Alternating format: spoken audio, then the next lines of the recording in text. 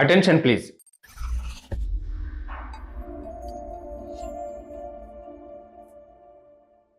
మన మీద కత్తి కట్టిన వాడితో పొత్తు కలుపుకున్నవాడు మనకేమవుతాడు?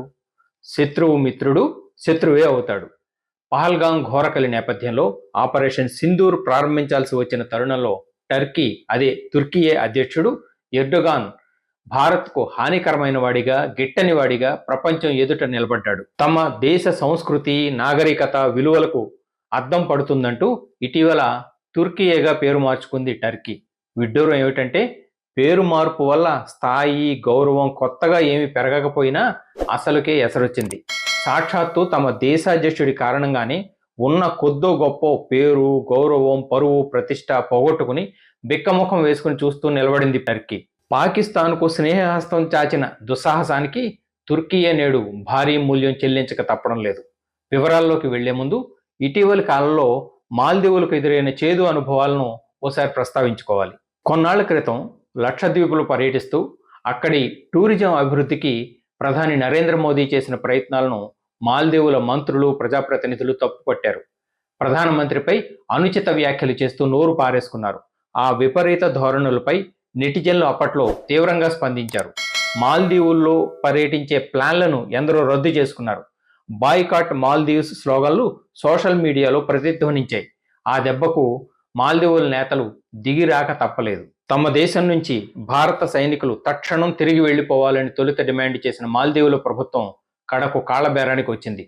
రెండు దేశాల మధ్య సౌహార్ద సంబంధాలు దెబ్బతిన్న దశలో భారత్కు హాని కలిగించే ఏ పనిని ఎప్పటికీ మాల్దీవ్స్ చేయదని అధ్యక్షుడు మొహమ్మద్ ముయిజ్జు స్వయంగా హామీ ఇవ్వాల్సి వచ్చింది. భారత్తో దీర్ఘకాల విశ్వసనీయ సంబంధాలకు తాము విలువ ఇస్తూనే ఉంటామని ప్రెసిడెంట్ ముయిజ్జు ప్రకటించక తప్పలేదు. ఇప్పుడు అంతకు మించిన భంగపాటును తుర్కీయే కొని తెచ్చుకుంది. తమ దేశ ప్రయోజనాలకు చేజేతులా కొరువు పెట్టుకుంది. అప్పట్లో మాల్దీవుల అధ్యక్షుడికి నెత్తిన మేకు దిగింది. పాకిస్తాన్తో అంటకాగి తుర్కీయే వాణిజ్యాన్ని, టూరిజాన్ని నడివీధికి లాక్కొచ్చిన వెధవైత్వం నేడు ఎర్డోగాన్కు దఖలుపడింది. తక్కిన ప్రపంచం అంతా పహల్గాం కర్కశ దాడిని ఖండిస్తున్న వేళ తుర్కీ అధ్యక్షుడు ఎర్డోగాన్, పాకిస్తాన్ ప్రధాని షహబాజ్ షరీఫ్ల మధ్య భేటీ జరిగింది. ఆపరేషన్ సింధూర్ సమయంలో పాకిస్తాన్కు తుర్కీయే సాయం అందించింది. భారత్పై దాడులు జరపడానికి డ్రోన్లు సమకూర్చింది. సైనిక సిబ్బందిని పంపినట్లు వార్తలు వచ్చాయి. ఆపరేషన్ సింధూర్లో కనీసం 2 తుర్కీ సైనికులు చనిపోయారన్న కథనాలు వెలుగు చూశాయి. భారత్కు వ్యతిరేకంగా బేర్ అఖ్తర్ TB2, YIHA డ్రోన్లను పాకిస్తాన్ ప్రయోగించింది. వాటిని భారత సైన్యం కూల్చేసింది.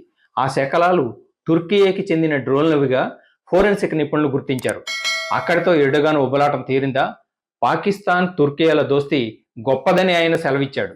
ఇంతగా భారత వ్యతిరేకతను, కసిని, కక్షను వెళ్లగక్కుతున్న టర్కీ, అదే తుర్కీ ప్రెసిడెంట్కు ఎలా బుద్ధి చెప్పాలి? తుర్కీ నుంచి దిగుమతి చేసుకున్న యాపిల్స్ను బహిష్కరించాలని పుణే వ్యాపారులు నిర్ణయించారు. అది ఇప్పుడు ప్రకంపనలు పుట్టిస్తుంది. భారత్కు ఏటా 40 దేశాల నుంచి యాపిల్స్ వస్తూ ఉంటాయి. అవన్నీ కలిపి 3 నుంచి 5 లక్షల టన్నుల దాకా ఉంటాయని అంచనా. అందులో ఒక్క తుర్కీ నుంచి యాపిల్ దిగుమతులే 1,60,000 టన్నుల వరకు ఉంటాయి. పుణే వ్యాపారుల్లో రగిలిన ఆగ్రహ జ్వాల దేశంలోని మిగతా ప్రాంతాలకు విస్తరిస్తే, బాయ్కాట్ ప్రభావం మిగతా అంశాలపైన ప్రసరిస్తే తుర్కీ కథ ముగిసిపోయినట్లే. బాయ్కాట్, బ్యాన్ స్లోగన్లు చెవిన పడ్డాక ఎంతోమంది టూరిస్టులు తుర్కీ పర్యటనలని రద్దు చేసుకుంటున్నట్లు వార్తలు వస్తున్నాయి. గతంలో మాల్దీవుల భాగోతం తెలిసి విస్తుపోయిన వారు అతడి కంటే ఘనుడు తుర్కీ ఎర్డోగాన్ అని వ్యాఖ్యానాలు చేస్తుంటే ఎవరు మాత్రం తప్పుపట్టగలరు? జ్ఞాతి ద్వేషం ఎగదన్నిన తుపాకిస్తాన్ భారత్లో శాంతి భద్రతలను, మత సామరస్యాన్ని కుమ్మి కూలగొట్టే దుష్ట ప్రణాళికలో భాగంగా పహల్గాం ఉగ్రదాడులకు పురిగొల్పిందని ఇప్పుడు యావత్ ప్రపంచానికి స్పష్టమైంది. ఆపరేషన్ సింధూర్లో హతమారిన టెర్రరిస్టుల అంత్యక్రియలో పాక్ సైనిక అధికార గణం పాల్గొవడం అక్కడ ఉగ్రవాదులకు, పరిపాలకులకు మధ్య తేడా లేదని, అక్కడ ఉన్నదంతా ఒకటే సరుకని ఎలుగెత్తి చాటింది. అటువంటి క్షుద్ర శక్తులతో జట్టు కడితే వాటి పర్యవసానాల్ని గుర్తెరగకుండా తుర్కీ లాంటి దేశం ఏదైనా ఎగేసుకుని వెళ్తే వ్యక్తిగతంగానూ, వ్యవస్థాగతంగానూ భారీ మూల్యం చెల్లించక తప్పదు. పాకిస్తాన్ది ఇప్పుడు అత్యంత క్షీణ దశ. అదిప్పుడు మునిగిపోతున్న వాడ. తానేదో ఉద్ధరిస్తానంటూ కుక్కతోక పట్టుకుని నదిలో ఎదబోయి భంగపడిన భ్రష్టుడిగా ఎర్డోగాన్ మిగిలి పొగులుతున్నాడు. అవివేకం, గుడ్డి ద్వేషం చెత్తబుట్టలోకే లాక్కుపోతాయి. మరో అంశంతో మళ్ళీ మీ ముందుకు వస్తాను. This is Balu ఏకల్ Devara signing off. నమస్తే.